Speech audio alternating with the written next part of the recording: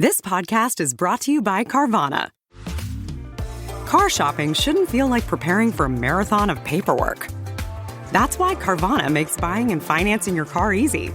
From start to finish, search thousands of vehicles with great prices. All online, all on your time. And when you're ready, your new car shows up right at your door. It doesn't get better than that. Buy your car the easy way. On Carvana. Delivery fees may apply. Thanks for listening to The Rest is History. For bonus episodes, early access, ad-free listening, and access to our chat community, please sign up at restishistorypod.com. Or, if you're listening on the Apple Podcasts app, you can subscribe within the app in just a few clicks.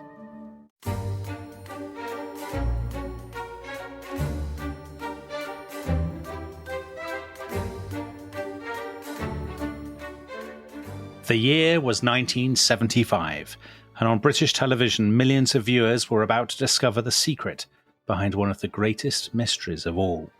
Across the country, families watched open-mouthed with excitement as an intrepid band of investigators revealed the truth. Centuries earlier, an alien spaceship had crashed into the freezing waters of the Scottish Highlands, a spacecraft belonging to a shape-shifting race called the Zygons. And now, in the age of Gerald Ford, Leonid Brezhnev, Harold Wilson, and Karen Carpenter, the Zygons were preparing to unleash their ultimate weapon, a terrifying creature known as the Scaracen, or as we would call it, the Loch Ness Monster. So, Tom Holland, that was Doctor Who, Terror of the Zygons, and let's be honest, it's no more implausible than some other explanations of the Loch Ness Monster. And what did that description come from? Is it from a... I read that myself. Did you? In which book? No, I read it just now. Did you? Do you not think that? Do you not write bespoke introductions for episodes of The Rest is History? No, normally I rip them out of books. Well, I'm very impressed. So you didn't write about this in any of your landmark histories of 1970s Britain? Although I could have done, because actually what awakens the Scaracen and the Zygons in that Doctor Who story from 1975 is North Sea oil. Is the efforts to get North Sea oil. So it's very, very timely. Right. So, this takes us immediately to the point of what we're talking about today, which is obviously the Loch Ness Monster. And you may be wondering, why are we talking about the Loch Ness Monster in a history podcast? Because we're not cryptozoologists or anything along that line. Dominic, you're well known for your love of science and natural history. Of course, and all that everybody kind of knows stuff. I love science.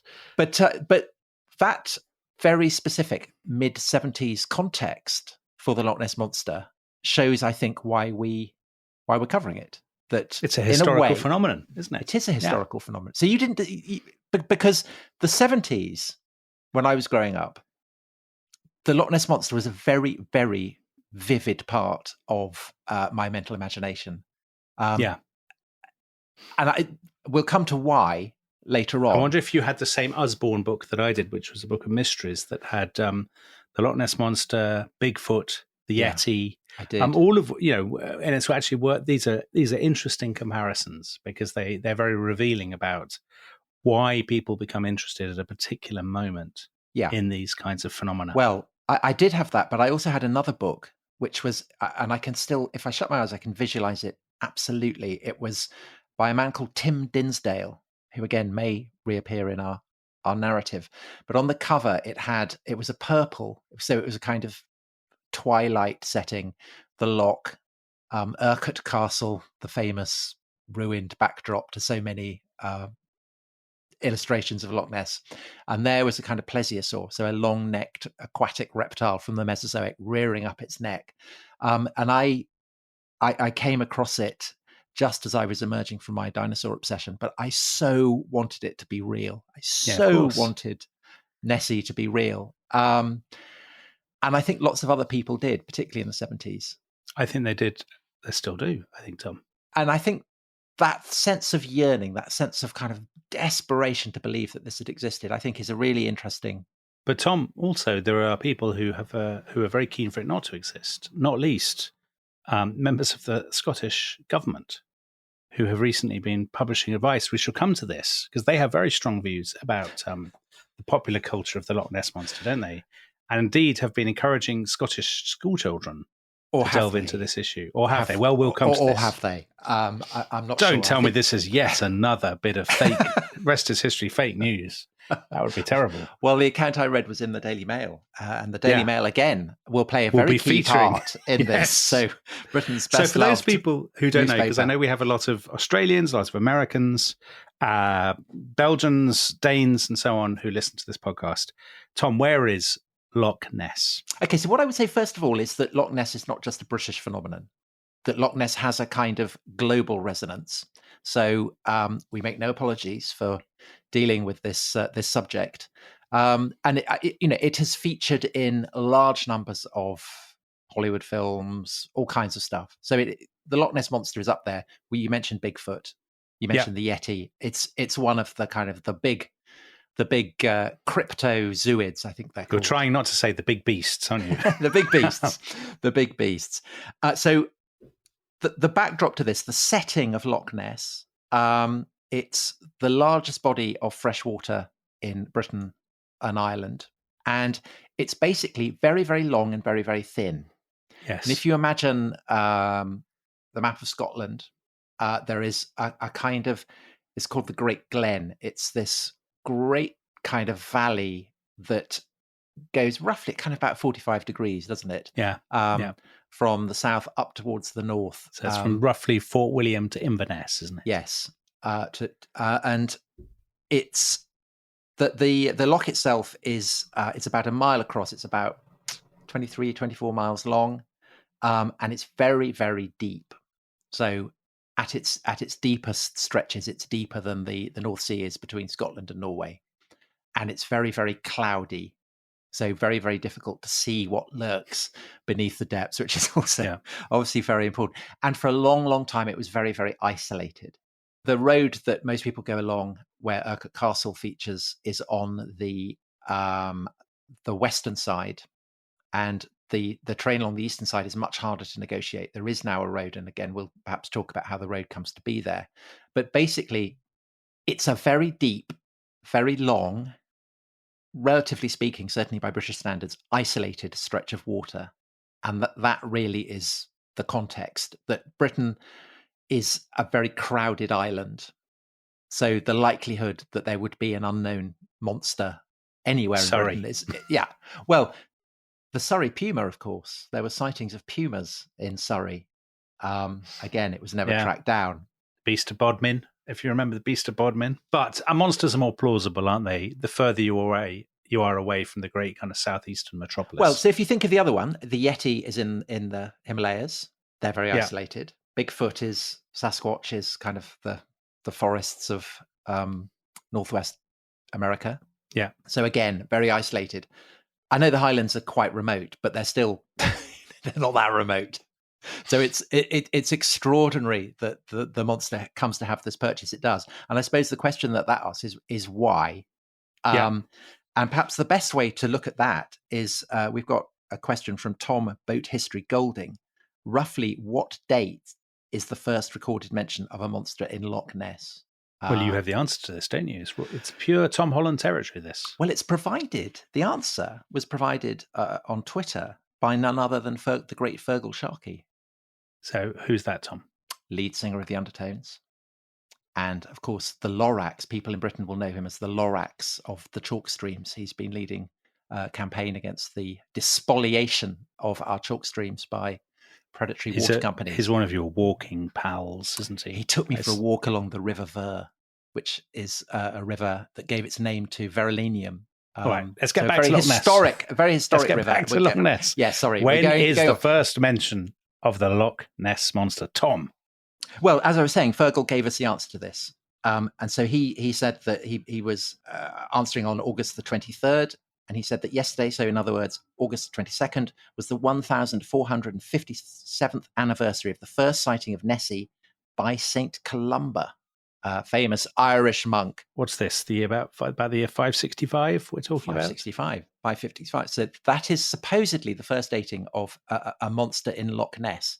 And St. Columba, are you au fait with St. Columba? I think about St. Columba most days, Tom. But just remind me who he was. Well, he's an Well, absolute... actually, remind the... I know, obviously, but remind Of the course you do. listeners. He is an absolutely... he's a top early medieval saint. He's from Ireland. Columba means the dove. In Irish, he's called Colm Killer. I hope I've pronounced that right. Any Irish listeners, let me know if I haven't. Means the dove of the church. And he, like so many of these kind of holy men from Ireland, is of an aristocratic background who then gives it up to lead a highly ascetic life. And it's that kind of process of self-abnegation that gives him his sense of power. But he brilliantly, according to tradition, that it again is, as you say, one of those rest is history facts that isn't a fact. But he gets into trouble because he gets embroiled in the first ever battle fought over copyright. So there's a Welsh saint called Saint Finian who has a psalter, and Columba borrows the psalter and makes a copy of it, and then says that he wants to keep the copy of it. And Finian says that he should have it back because he owns the original psalter, and therefore every copy properly belongs to him. And so they take it to the High King of Ireland, who says, to every cow belongs her calf, therefore to every book belongs its copy. So in other words, that, he's not a fan of bookselling. No, Irish copyright law is very restrictive. Very, very restrictive. And Columba is very cross about this because he has to hand the copy of the Psalter over. And so he gets all his extensive and very, very well-armed family to raise a rebellion against the king. And there's a big battle. So it's the first battle over a copyright issue. Yeah. And Columba basically... It's not looking, if you're a holy man, this isn't the kind of behavior that you want. So he leaves Ireland. So this is a story that's very, very late, written about 1,000 years after Columba lived. But I think it does draw on a tradition that perhaps Columba's aristocratic background leads to him being embroiled in dynastic politics in Ireland in a way that is incommensurate with his status as a man of the church. And also, as you may remember when we talked about Patrick, it's a big Irish thing among the saints that you go into a kind of exile, that you go on a pilgrimage abroad. So St. Brendan going off to discover America is one, St. Columbanus going to the continent is another. And Columba, he just pops across the sea to Scotland, and he gets given the island of Iona. And it's from Iona that he then goes up the Great Glen, along Loch Ness, up towards Fortriu, which people who listened to our episode on Macbeth may remember. It's kind of Pictish kingdom around where Inverness is. So that kind of area of Scotland. And the Pictish king is called Bride, and he's very interested in what Columba has to say. He doesn't convert to Christianity, but he allows Columba to come in, and Columba has various bust up with the Druids who are hanging around with Bride. But the other thing that he has a bust up with is a mysterious monster that inhabits Loch Ness. And the story is, and this comes from an account of Columba's life that was written about a century after he did this. So 565, he's crossing the River Ness, and he sees this person being buried, and he asks, what's been going on? And the people who are burying this body say that the man had been swimming, that he'd been seized, and that he had been most savagely devoured by a water beast. And some people go out, they try and beat the monster off. Too late, the guy is dead, but they manage to get the body back out of the monster's jaws, and they bring him back, and they're burying him. So Columba, hearing this, decides something needs to be done, and so he tells one of his followers to go out and get a boat that is floating out in the loch. And one of his followers does this, goes out, but the monster is still hungry, so comes hurtling towards the man who's swimming out, and he's screaming and saying, I'm about to be eaten. But Columba makes the sign of the cross, and I'm reading it here. Yeah. You will go no further. Do not touch the man. Turn back speedily. He said it in that voice, Tom. He said it exactly like that. So the beast does go back, as if pulled back by ropes, it says here. I'm just reading the saint's life. And the guy, everybody's delighted, and they say, hurrah, hurrah. And these people, crucially, are pagans, aren't they? So they see this and they say, Columba must have access to this tremendous heavenly power. Isn't this splendid? Hurrah for God and Jesus Christ. Pretty much, yes. And this is in the context of Well, we talked about Tolkien last week, so we talked Yeah. about Beowulf. Beowulf's Yep. mother is a fearsome monster who inhabits a watery domain. And so that sense of lakes and lochs as being places where the spawn of Cain might live, monsters bred of the first murderer, is a tradition that is not just Germanic, but clearly part of. Yeah. Well, here's my question for you, Tom. As you're a man, I mean, if there's anybody I know who enjoys saints' lives, medieval saints' lives, you are that man. This would strike me as an absolutely classic saint's life formulaic device, rather than a genuine zoological topographical description. Well, So, in other words, if you read saints' lives, beasts are always lurking in rivers. The saint is using his powers to sort of cast them out or whatever. I mean, especially what is this, 6th century? I mean, this is an age when people are writing saints' lives, they always follow set formulae, and there's absolutely surely no reason to believe that Saint Columba genuinely confronted a creature of this kind in the River Ness. I'm not sure. I'm not sure about that. I mean, I don't think he did confront the Loch Ness Monster, because I don't think the Loch Ness Monster existed. But maybe some things that make it more specific. I don't actually think that saints go around confronting aquatic monsters all that much. I mean, Cuthbert doesn't do it. Aidan doesn't do it.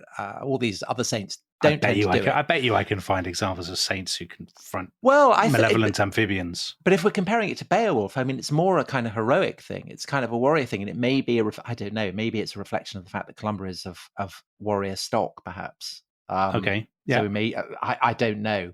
But just one thing to throw into the mix is that the Picts famously didn't write, so we have no writings by the Picts, but they were very, very keen on sculpting. They're absolutely wonderful sculptures, and they were very keen on sculpting animals, and all the animals are instantly recognizable. But there's one aberration, one animal that doesn't seem to be anything recognizable at all, and it's this kind of strange beast with it's either a very long snout or a beak, something so a bit like a kind of crocodile's jaws, and flippers.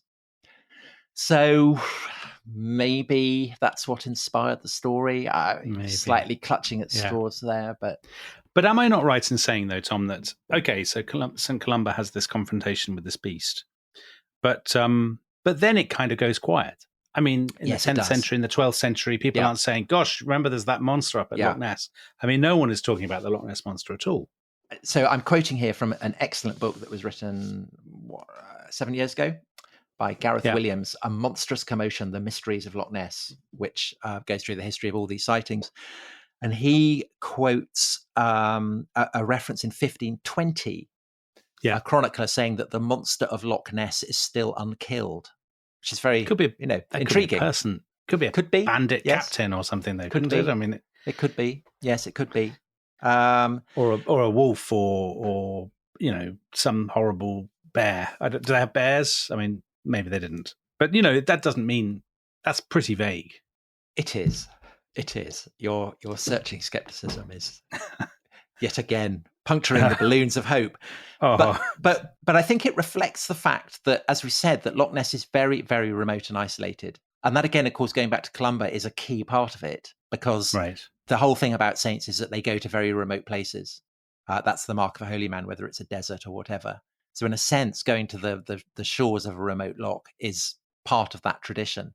And basically people are not going there until the 18th century. Yes. So we mentioned how it's the western side that is much more easily approachable. The eastern side, very, very hard to get along because they're kind of sheer cliffs and everything. And the guy who changes that is a man whose name must forever live in infamy, General Wade. Well, I think you're being a bit harsh on General Wade. Yes, because General Wade is an 18th century general, isn't he? And he's tasked with building these military roads. In the aftermath of the Union of England and Scotland. There's been a Jacobite uprising, and the Hanoverians are very keen to bring the north of Scotland into the sort of the orbit of the newly formed Union. And military roads are to enable, people to march quickly if there's another Jacobite rising or something. So I guess, Is General Wade badly regarded in Scotland to this day, Tom? Yeah, so Wade basically creates the infrastructure in the Highlands, and he joins up all these forts that have been built to essentially kind of keep control of the Highlands.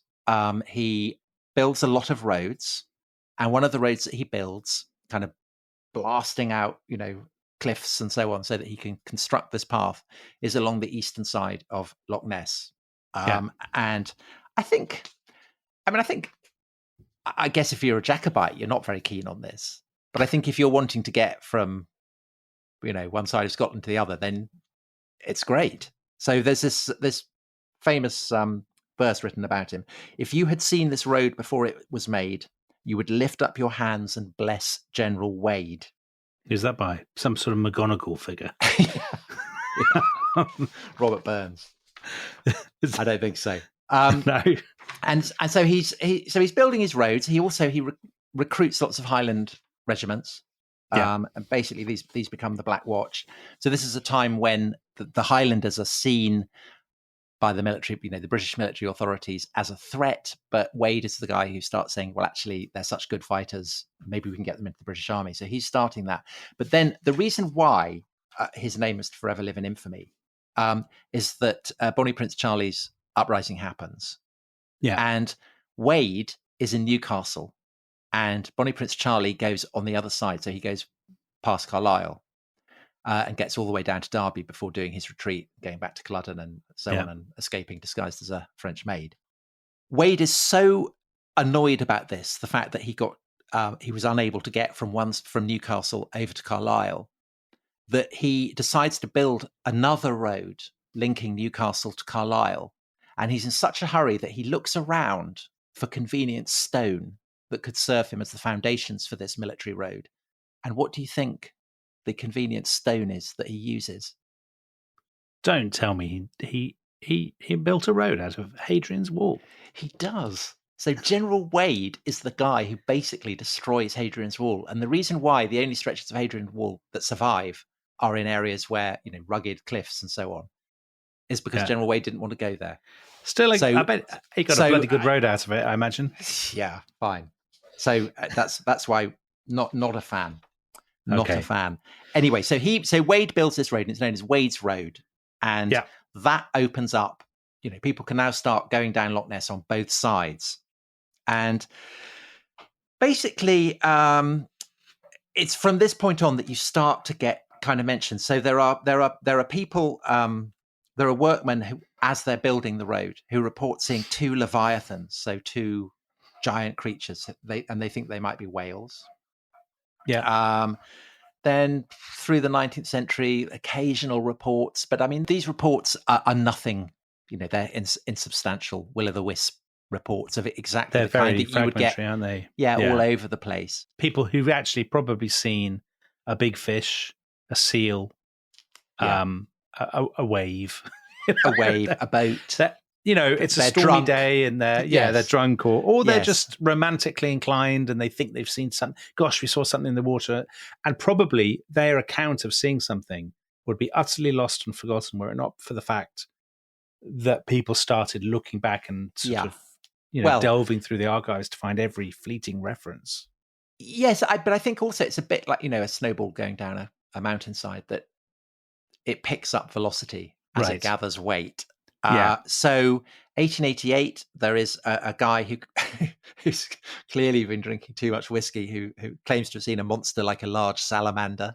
So that makes it into the newspaper. I mean, a salamander, that's not... Well, that's like a Saigon, isn't it? Yeah, that's not the conventional image of the Loch Ness Monster, is it? A salamander? No, it's not. And by the end of the 19th century, it's become sufficiently well known that people in America are, in newspapers can write about it, about there being a monster in Loch Ness, and it's kind of part of the Highland mythology. But you're right, part of the romantic evocation, I guess, of the Highlands as a wilderness. But I would guess no more than, say, the story of black dogs in Norfolk or something like that. It's if you're interested in folklore, perhaps you're aware of it, but most people, it's barely intruding. And then that changes with the 30s. And in the 30s, I think you could legitimately talk about Nessie mania. So before we get to the 30s, Tom, can I just interrupt you a second? Because am I not right in thinking that the top necromancer, Aleister Crowley, he was involved with Loch Ness in some way. So for those people who don't know, he lived at the kind of turn of the 20th century. He was sort of Mr. Black Magic, the occult. He was the guy who in many ways popularized the occult. And I'm very happy to say, Tom, he's the third person in recent months to have appeared on this podcast who went to my old school. Did he? Aleister Crowley went to your school? He did. So he joins James Jesus Angleton, demented CIA counterintelligence chief, and top wardrobe purveyor C.S. Lewis. Yes. As fellow old Malvernians like me. So but they went God, imagine C.S. Lewis and Aleister Crowley together. They must have been, I think they were different generations, to be fair. They weren't in the same rugger team. No, they didn't share a dorm. So Aleister Crowley, he lived near the loch, didn't he? He wore a kilt and sort of pretended to be a laird. Yes. But didn't he put up signs, or I'm seeing from your notes, he put up signs warning people about the Colu Mavlic, who he basically invented a monster to keep people off his land. We didn't even say it was a monster. He never said what this Colu Mavlic was. He just put the signs up. And people became so terrified of him that they wouldn't go on his land. So it obviously worked. He claims that he invented the Loch Ness Monster, does he? Well, he did subsequently. Yes, he did subsequently. But this is drawing on the reputation that he was already getting as a man of deep wickedness who summoned up demons and devils and so on. Yeah. So I think, I don't think that. I mean, once the Loch Ness Monster's become famous, then Crowley comes in and says, yes, it was all me. But I don't think that is part of what's feeding into it. And so the question of what does feed into it, therefore, becomes incredibly interesting. And I think that what we should do, I think we should take a break now. And I think when we come back, we should look at what happened in the 30s, Nessie mania, why it might have happened, and then the kind of the aftershocks of that. I hope I'm not going to spoil it for people when I say that I believe one of the world's finest newspapers may well have been involved. Am I right, Tom? You are right. Cool. Join us to find which paper after the break. Which could it be? This episode is brought to you by Rocket Money. Tom, we often talk about how to organise our finances. I'm very conscious that I'm paying for a lot of mad subscriptions. And there's one thing that we've talked about often on this show. It's the thing that we probably hate more than any other, and it's a hidden fee. I would love to get my finances under control. There are all these things piling up on our bank statements, and I think I need to fix this problem. I need to sort this out and to stop this. I mean, my finances are so chaotic that I need this app. So I'll tell you what it is. It's called Rocket Money. It's a personal finance app that helps find and cancel your unwanted subscriptions. It monitors your spending and it helps to lower your bills so that you can grow your savings. With Rocket Money, you can track all of your subscriptions and you can easily cancel within the app with just a few taps, saving you time, avoiding charges. And you can also set budgets and goals and get personalized insights and regular reports to track how you're doing. They will even send you real-time alerts for large transactions, upcoming bills, refunds, and even low balances. So let Rocket Money help you reach your financial goals faster. Join at rocketmoney.com/ishistory. That's rocketmoney.com/ishistory. rocketmoney.com/ishistory.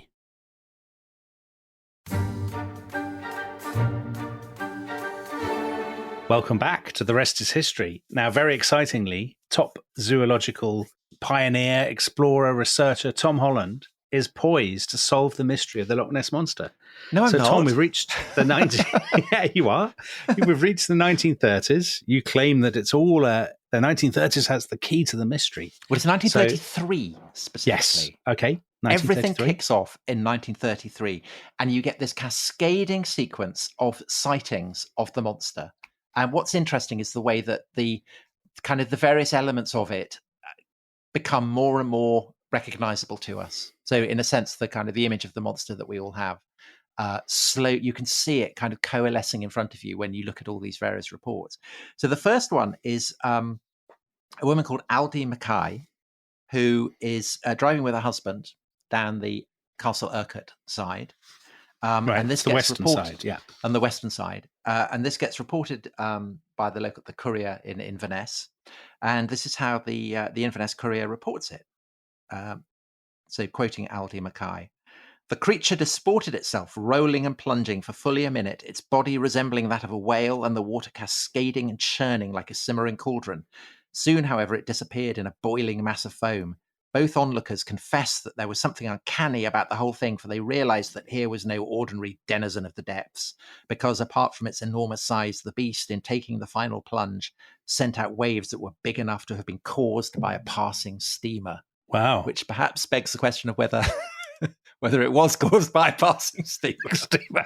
Yeah, I think the passing steamer reference there is disturbing to me, to be honest.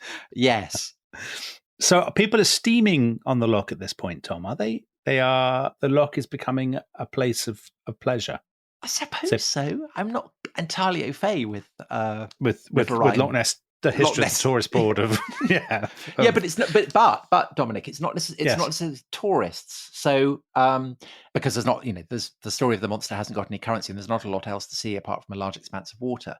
But you have people who can basically be trusted because they are either salt of the earth watermen, people who are familiar with the waters. So there's a water bailiff called Alex Campbell, who over the course of the summer, we'll come to him in a minute, sees he introduces a crucial element to the story.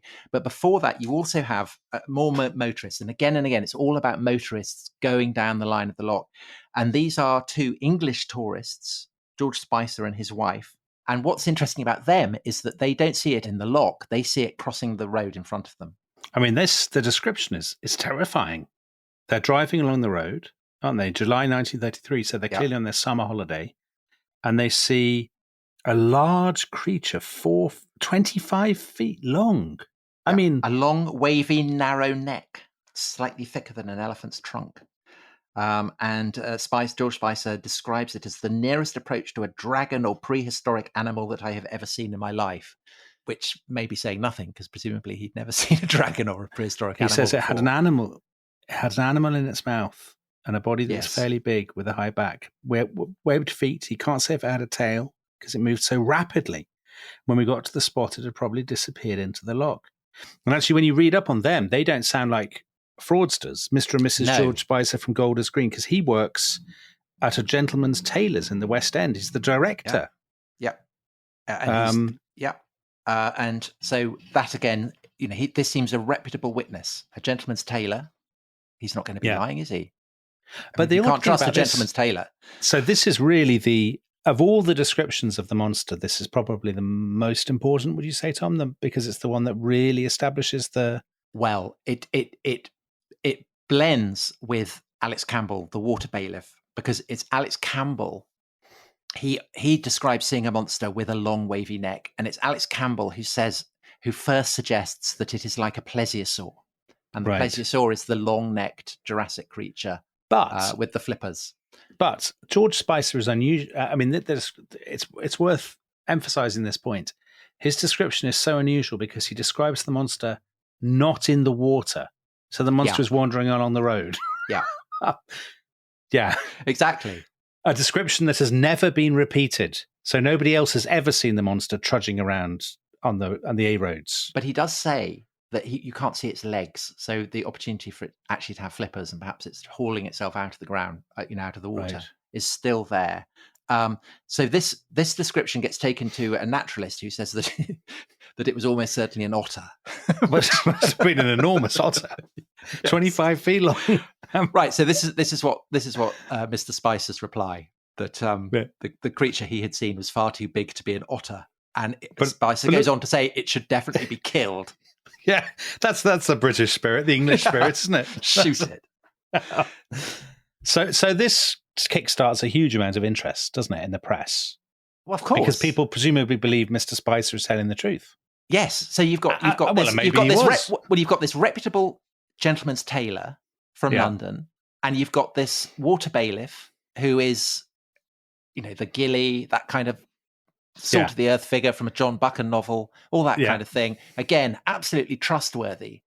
And the pair of them, their evidence combines to imply that there is this creature with a very long, curvy neck. And it's Campbell who says, this is a plesiosaur. And that's what then really kickstarts it, because it's not just a monster, but it's a scientific monster. Yeah. So it could be a kind of prehistoric hangover. And that's really, I think, what gets people excited. And so from then on, you start to get this cascade effect. So in November 1933, you get the first photograph, or at least alleged photograph. A photograph by a man called Hugh Gray. And I see from your notes, it says a photograph that's actually believed to be of his own dog getting a stick from the loch. So, I mean, I hope if there are Loch Ness Monster enthusiasts listening to this who are dismayed by my skepticism, I have to warn you, there is more skepticism to come. Yes. But yeah, so that photograph is not definitive evidence, I think it's fair to say, Tom. And then what hots up is that you start to get eccentric figures coming up. The kind of the image of the big game hunter, or the kind of Professor Challenger figure from the Conan Doyle stories. So the first monster hunter is a man called Commander Rupert Gould, who, as his title implies, had been in the Navy. He was very kind of eccentric man who loved going down rabbit holes to some effect, because he is the man who discovered John Harrison's chronometers, which are, the latitude guy. Okay. And he'd found these chronometers kind of buried away in the National Maritime Museum in Greenwich, and he got them finding out. Some chronometers in a museum is not the same as finding a monster in a loch. It's not, but these chronometers are a big deal, and they've been ignored, and he's dusted them down and he's produced them. So he has this. I'm telling you now, we're not doing a podcast about the chronometers. I know we're not. But he is also, when he's not mending chronometers, he's obsessed by the idea of sea monsters, the idea that there are long neck creatures out in the ocean. But he's the obvious person to turn to with the idea that maybe it's actually in this loch. And he gets funding from a guy who is he's the heir to, I think it's Dundee Marmalade, which is the most popular, very big marmalade, big marmalade in 1930s Britain. A guy called Alexander Keeler, who is has nymphomaniac qualities. He's a sex addict, and so when he's not being a sex addict, he's funding Commander Rupert Gould to go after the Loch Ness Monster. However, Rupert Gould is not the only hunter, and this, Dominic, is where Britain's best loved newspaper comes in. Well, just before we come to Britain's best loved newspaper, I just want to put forward a theory, which is, of course, we're in the 1930s, so the world has been mapped, and the days of Victorian explorers are kind of over, aren't they? I mean, even the poles have been conquered. So the obsession with creatures of the deep, I mean, this is a generation that has actually, you mentioned Professor Challenger. These are now people who've grown up reading Conan Doyle's The Lost World, I suppose, aren't they? And they, there are no more worlds to conquer other than the deeps. And so if you fantasize about lost kingdoms or surviving dinosaurs, the oceans are really the only place to look, I suppose. Do you think, Tom?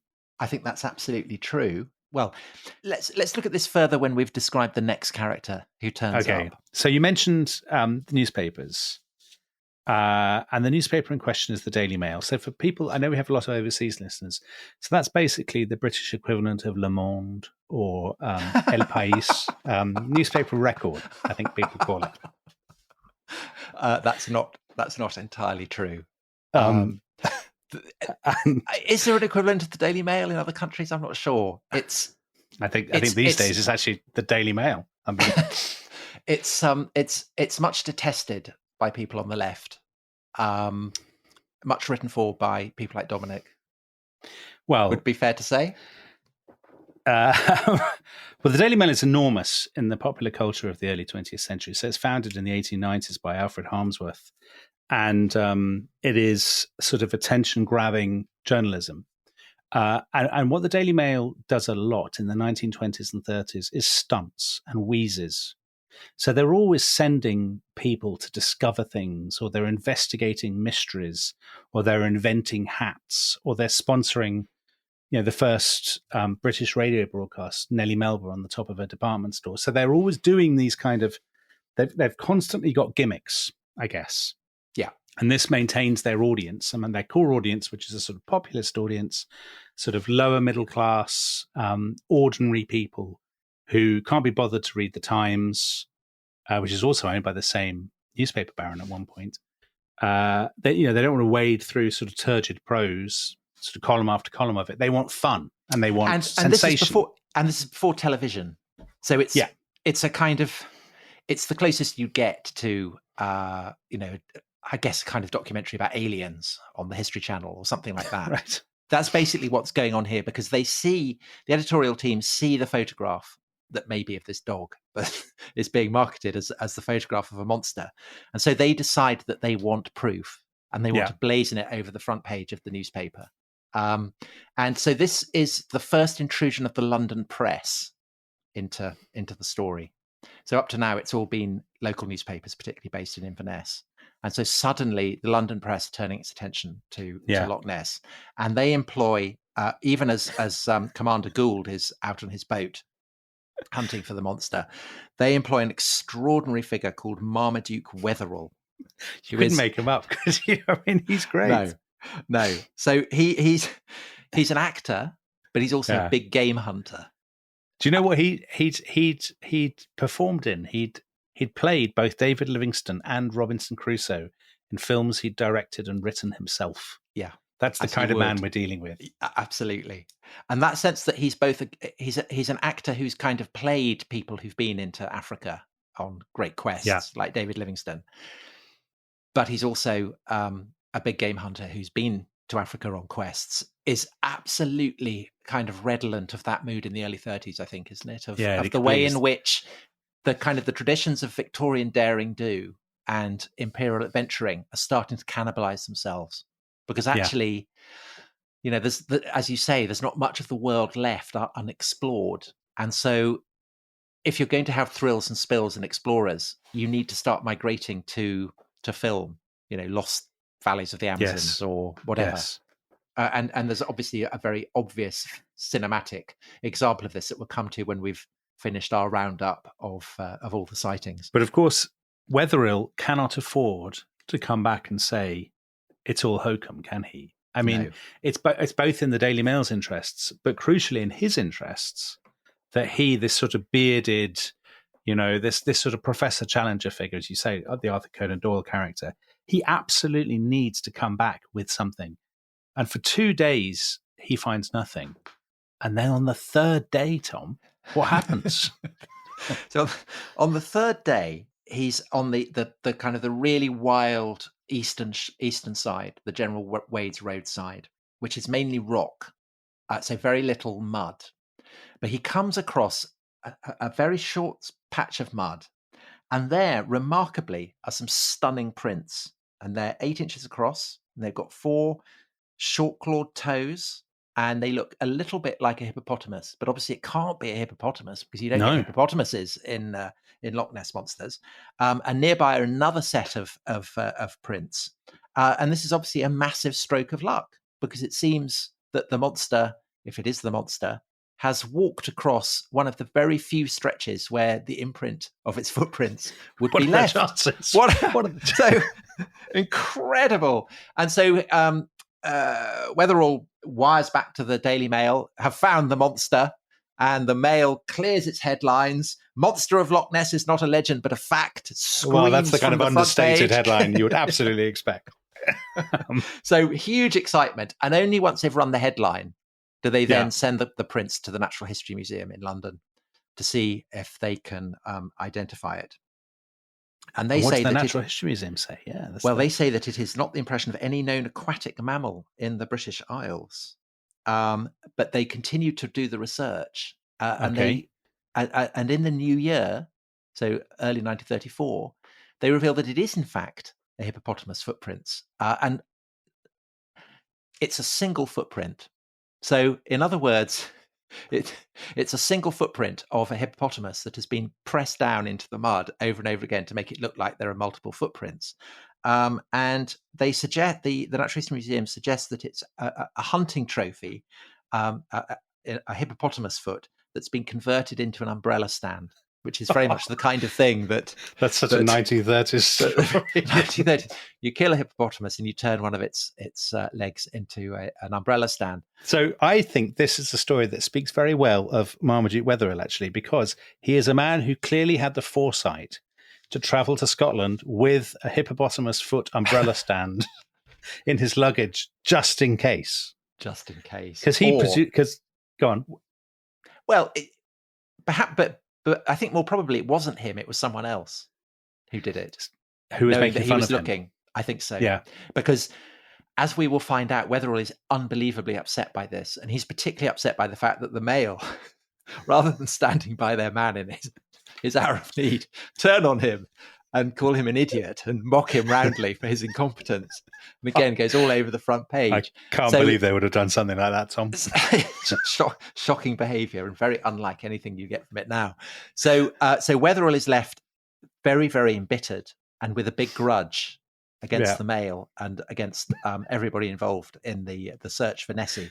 So he withdraws, licking his wounds. But over the course of 1934, more and more extraordinary developments happen.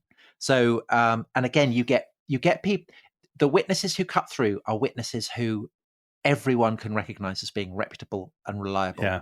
So, early in January, you have a veterinary student on a motorbike who almost runs into the monster. So, Dominic, that's another one where the monster is out and about, rolling around. Odd that it doesn't happen so much these days, but there you go.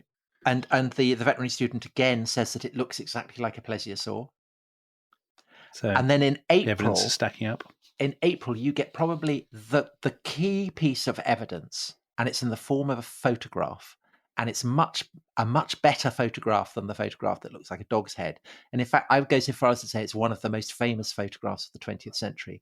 It is. It's the photograph that everybody's seen. Yeah, it's the famous. We'll have publicised this podcast with. Yeah. So it looks like a plesiosaur. That's how you would describe it. It's a long neck creature with a hint of back, and there are kind of ripples around it, black and white, and you would know it if you've seen it.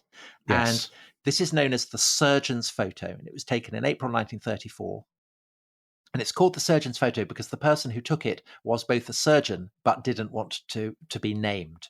And again, this reticence was seen as something that suggested that, the accuracy of it, because he clearly wasn't after publicity. He's not after publicity. And it turns out, so that the surgeon is a man called Robert Wilson, who's a gynecologist, has rooms off Harley Street. And the whole, again, this is another character who seems sprung from a Buchan novel. The kind of the hint of tales of imperial daring do. So he is born in Madagascar. He's the son of missionaries. He goes to boarding school in England. He comes of age during the First World War. The day that he becomes of age, he rushes off, enlists, serves very valiantly and well in the First World War, gets mentioned in dispatches, comes back, sets up his medical practice, and he is the person who produces this photo. And the Daily Mail get hold of it. They crop it to make it look as impressive as possible. They put it on the front page, and really that is the photograph that makes it not just a global, a national talking point, but a global talking point.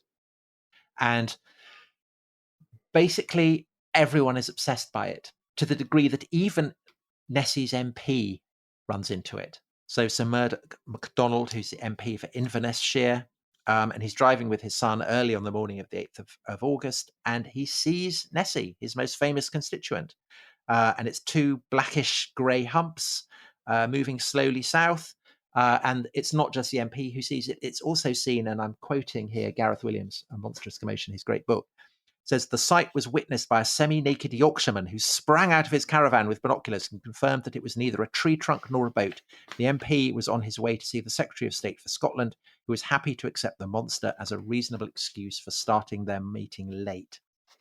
So you've had an MP, you've had a semi-naked Yorkshireman, you've had a veterinary student, you've had a surgeon, you've had a water bailiff, you've had a gentleman's tailor. Okay, These my skepticism is routed. of very, very respectable figures. Although, so the surgeon's photograph, the photograph that we're all very familiar with, people have analysed it very closely, haven't they? Well, They've discussed the ripples. They've discussed.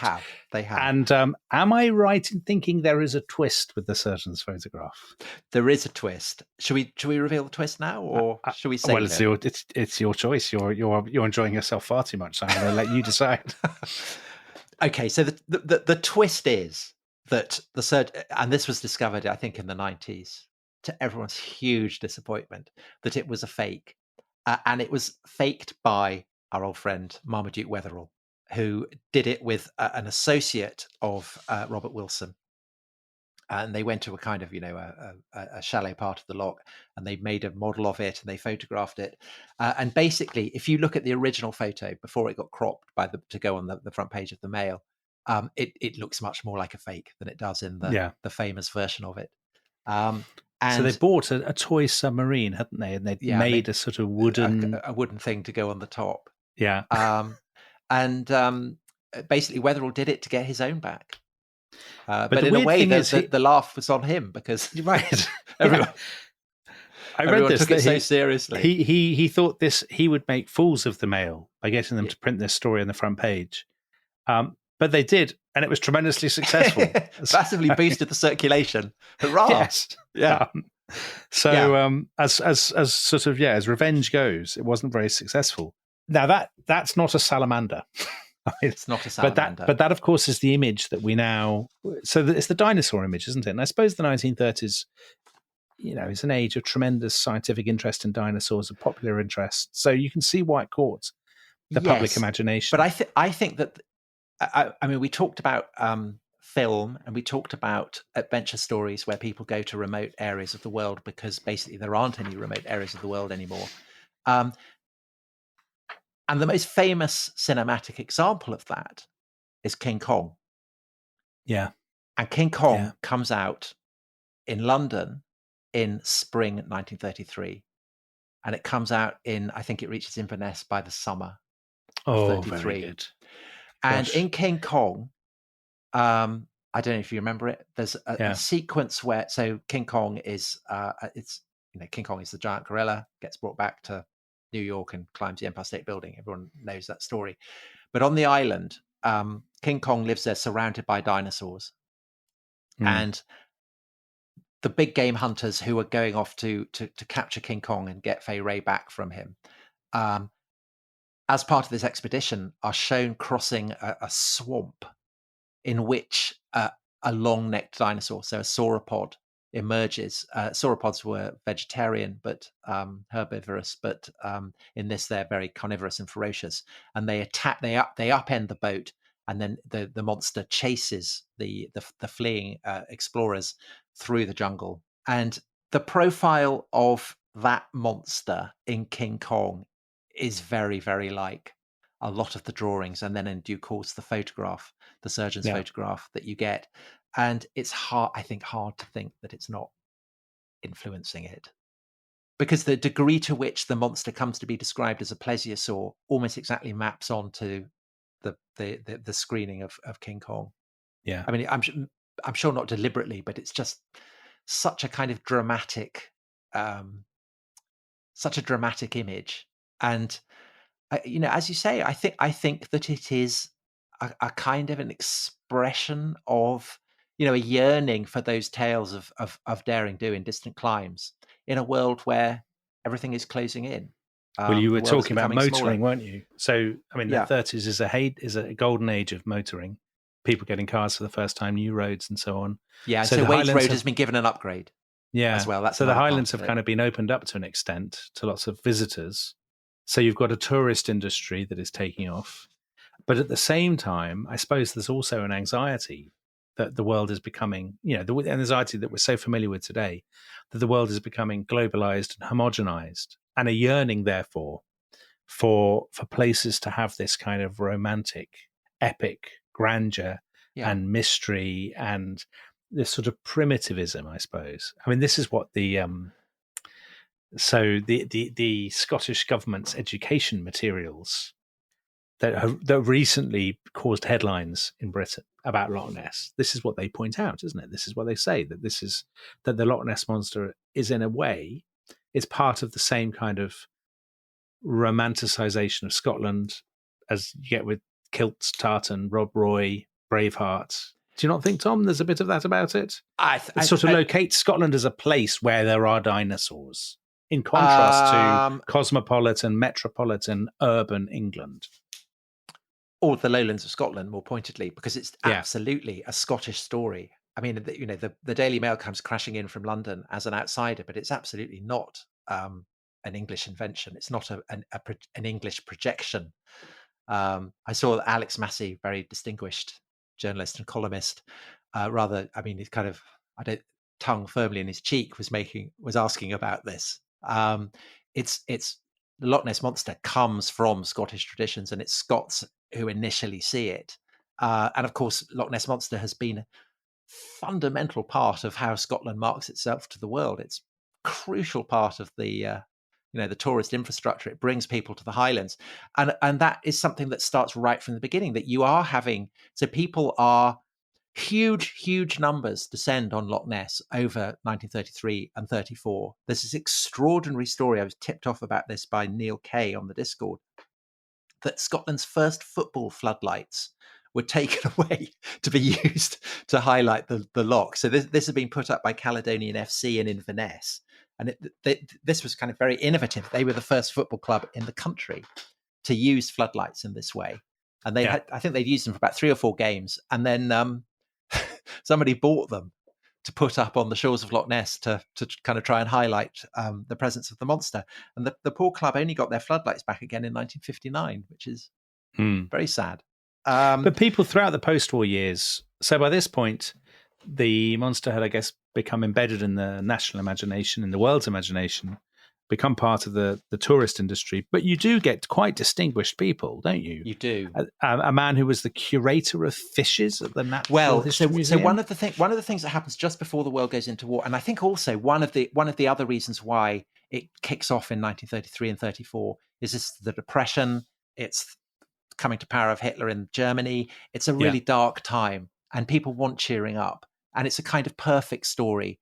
And I think that it's a bit like the discovery of Tutankhamun. It's a good news story, and it's a quest. And I'm sure that the Shadow of Tutankhamun, which again has this kind of interface with the press, quests, dramatic characters, kind of big game figures, all these kind of panoply of characters who you might recognize from a film.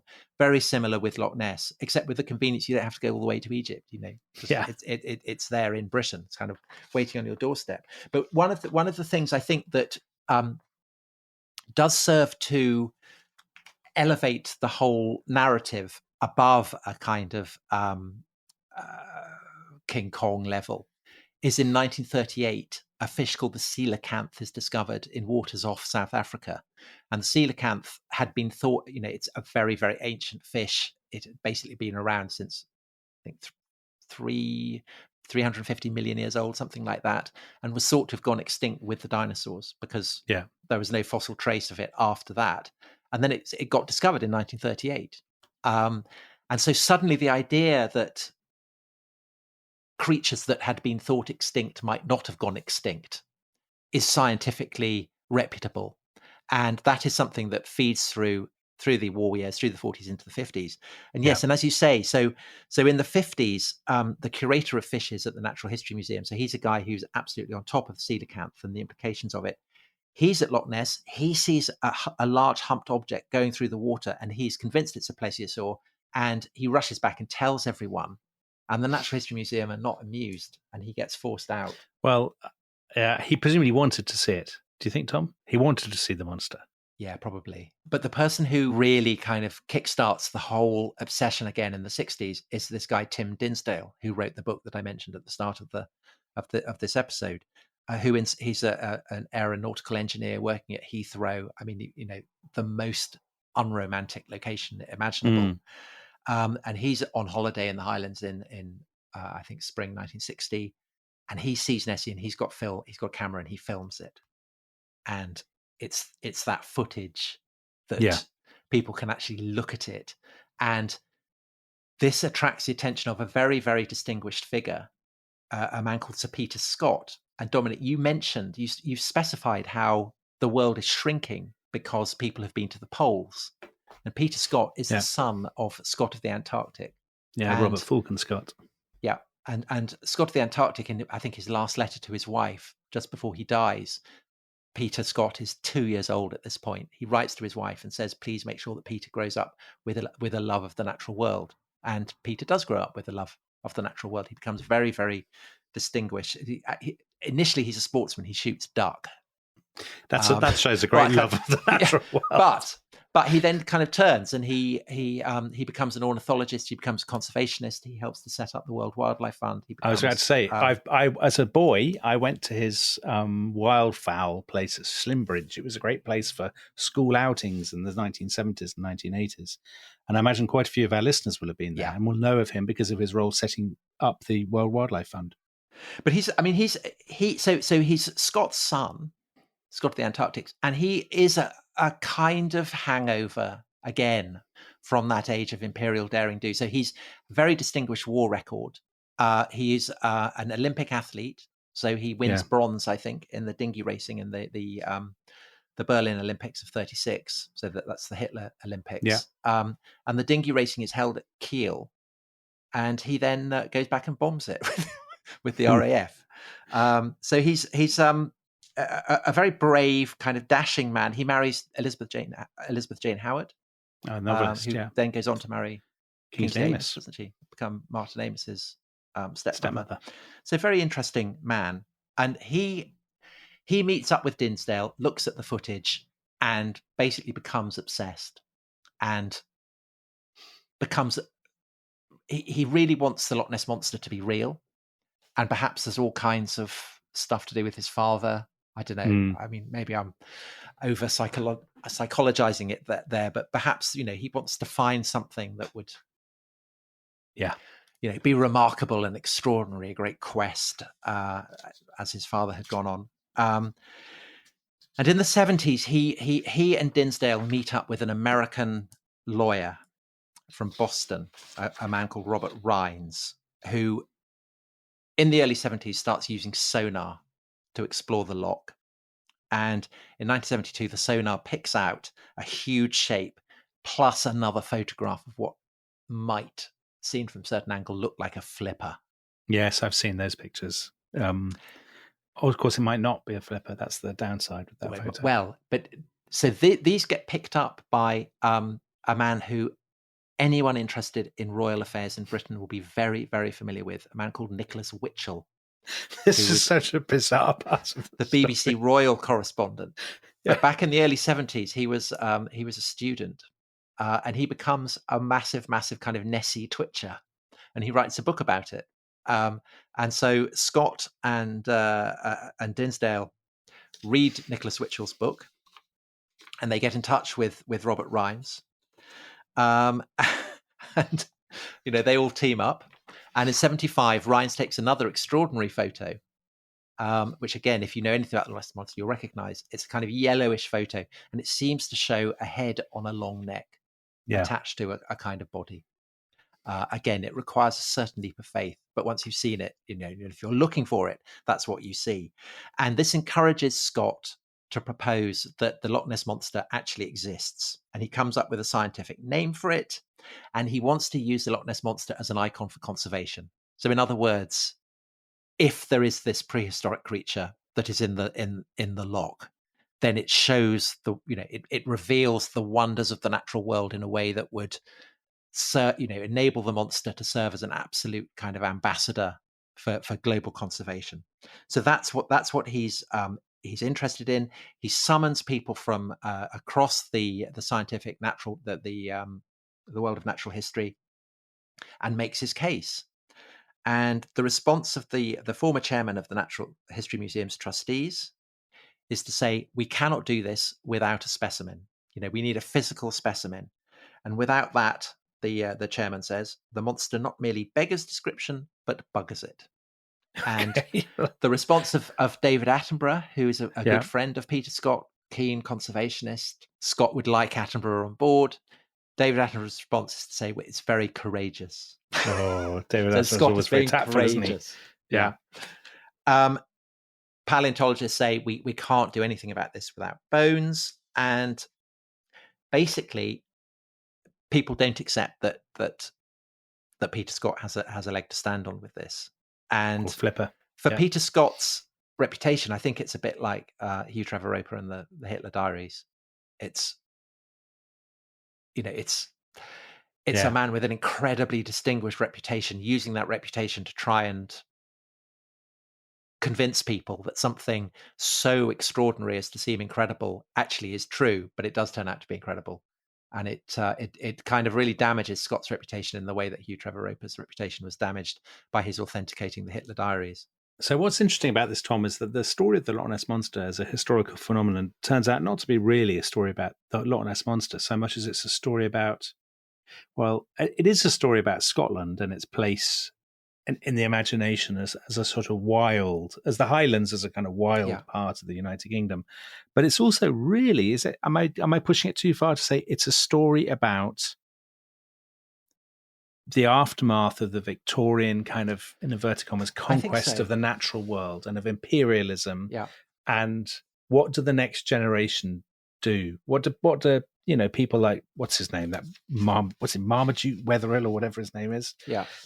Or Peter Scott, people who are living in the shadow of the generation and the Duke of before. Edinburgh as well. I mean, it's all that kind of, it's that class of person who are coming of age in the 30s, the 40s, the 50s, who have been raised by the traditions and the stories told of the British Empire to assume that their destiny is to go out and discover, distant lands, strange valleys, rocky plateaus with dinosaurs on them, all that kind of stuff. That kind of that mythology of imperialism, and it's all gone. And in a way, the Loch Ness Monster is a kind of a ghostly after echo of that. And I think that's why you get all these kind of figures, Marmaduke Wetherill, Peter Scott, who are almost like figures out of time. Yeah. And but I think it's not just about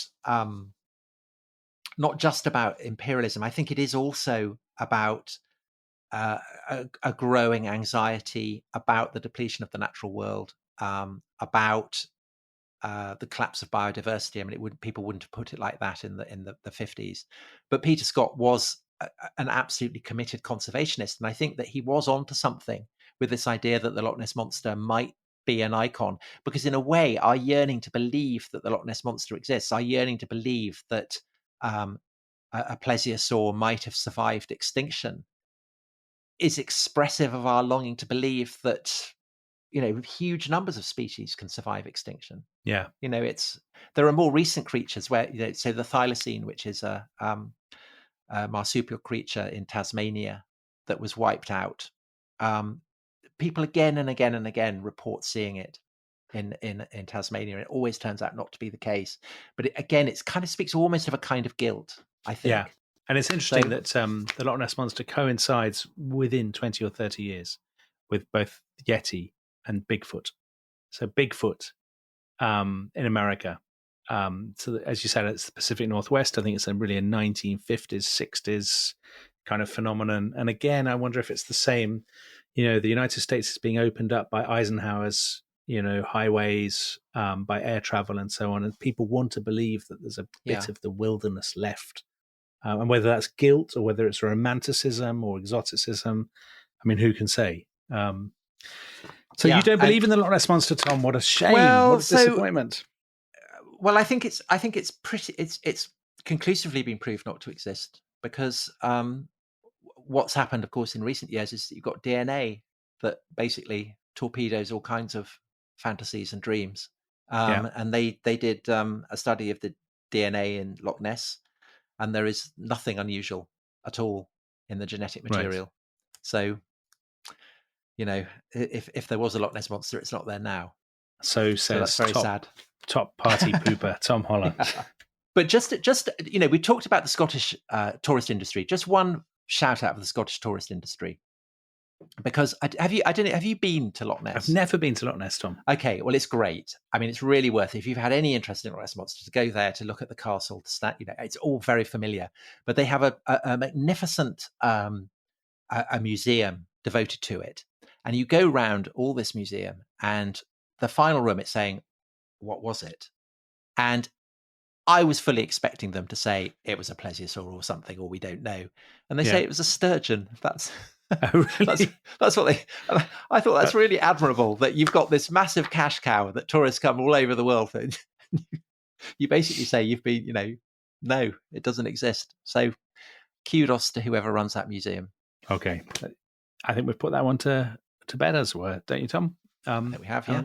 And on that bombshell, we will say goodbye, and we will see you next time. Bye-bye. Bye-bye.